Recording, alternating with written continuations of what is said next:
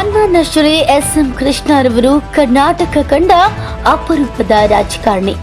ಕಾಂಗ್ರೆಸ್ ಪಕ್ಷದಲ್ಲಿ ಶಾಸಕರಾಗಿ, ಸಚಿವರಾಗಿ, ಲೋಕಸಭೆ ಸಂಸದರಾಗಿ, ಕೇಂದ್ರದ ಮಂತ್ರಿ, ವಿದೇಶಾಂಗ ಸಚಿವರಾಗಿ, ಮಹಾರಾಷ್ಟ್ರದ ರಾಜ್ಯಪಾಲರಾಗಿ, ಕರ್ನಾಟಕದ ಉಪಮುಖ್ಯಮಂತ್ರಿಗಳಾಗಿ, ಕರ್ನಾಟಕದ ಮುಖ್ಯಮಂತ್ರಿಗಳಾಗಿ ಜನಸೇವೆಗೈದಂತಹ ಅಪರೂಪದ ರಾಜಕಾರಣಿ.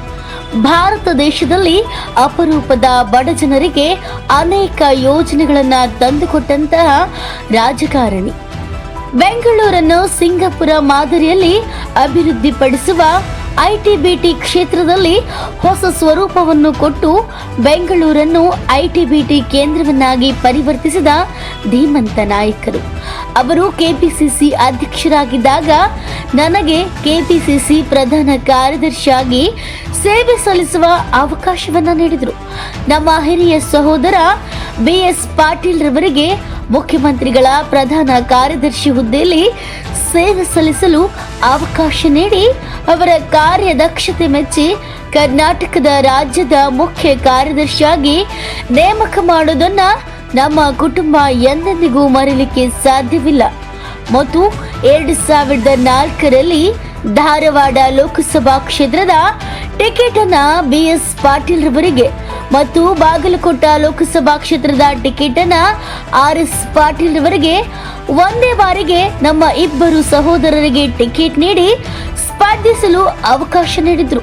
ಹಾಗೂ ಇದೇ ಸಂದರ್ಭದಲ್ಲಿ ನನಗೆ ರೋಣ ಮತಕ್ಷೇತ್ರದಲ್ಲಿ 3ನೇ ಬಾರಿಗೆ ಶಾಸಕನಾಗಿ ಸ್ಪರ್ಧಿಸಲು ಅವಕಾಶ ನೀಡಿದ್ದು ಸ್ಮರಣೀಯ. ರಾಜಕೀಯ ಕ್ಷೇತ್ರದಲ್ಲಿ ಇಂತಹ ಮೇರು ನಾಯಕ, ಅನುಭವಿ ನಾಯಕನನ್ನ ಕಳೆದುಕೊಂಡು ಕರ್ನಾಟಕ ಬಡವಾಗಿದೆ ಎಂದು ಹೇಳಲು ವಿಷಾದಿಸವೆನಿಸುತ್ತದೆ.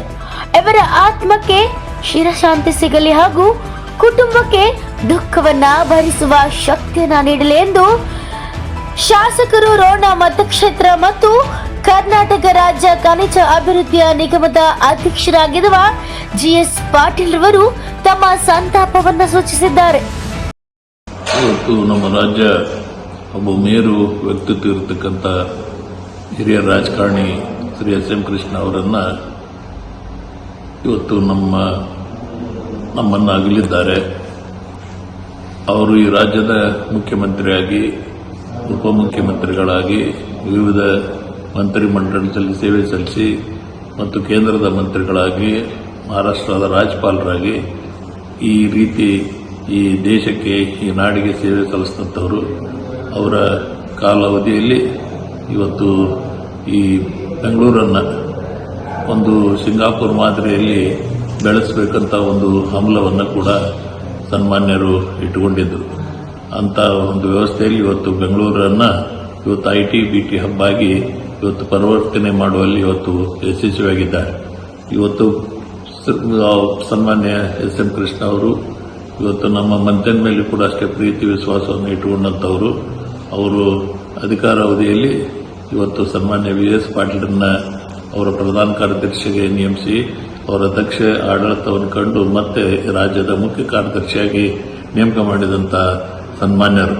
ಅಂಥವರು ನಮ್ಮ ಕುಟುಂಬದ ಮೇಲೆ ಮತ್ತೆ 2004ನೇ ಇಸ್ವಿಯಲ್ಲಿ ಇವತ್ತು 2 ಲೋಕಸಭಾ ಸದಸ್ಯರಾಗಿ, ಒಂದು ಬಾಗಲಕೋಟೆ, ಒಂದು ಧಾರವಾಡ ಮತ್ತು ಒಂದು MLA ಕ್ಷೇತ್ರಕ್ಕೆ ನಮ್ಮ 3 ಸಹೋದರರಿಗೆ ಅವತ್ತು ಸ್ಪರ್ಧೆ ಮಾಡಲಿಕ್ಕೆ ಅವಕಾಶ ಕೊಟ್ಟಂಥ ಒಬ್ಬ ಧೀಮಂತ ನಾಯಕರು.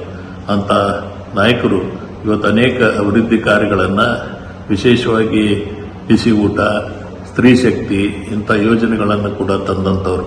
ಅವರು ಇವತ್ತು ನಮ್ಮ ಇಲ್ಲ, ಆದರೆ ಅವರ ಕಾರ್ಯಕ್ರಮಗಳು ಇವತ್ತು ನಮ್ಮ ಜೊತೆ ಇದ್ದಾವೆ. ಅವರ ಆತ್ಮಕ್ಕೆ ಚಿರಶಾಂತಿಯನ್ನು ಈ ಸಂದರ್ಭದಲ್ಲಿ ಕೋರ್ತಾ ಇದ್ದೇನೆ.